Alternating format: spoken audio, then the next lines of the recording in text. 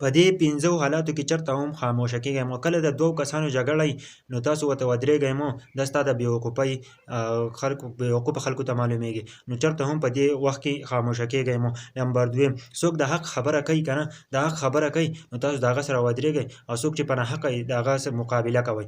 دویم نمبر. او درېیم نمبر دا چې څوک ستاسو سپکاوی کوي، ستاسو عزت او ستاسو خودمختاري چیلنج کوي، نو چېرته هم په هغه ټیم کې تاسو خاموشه کېږئ مو. څلورم، کله چې یو کس په بل باندې ظلم کوي نو تاسو چېرته هم په هغه ټیم کې خاموشه کېږئ مو، په هغه ټیم کې ودرېږئ مو چې هغه تاسو څارئ.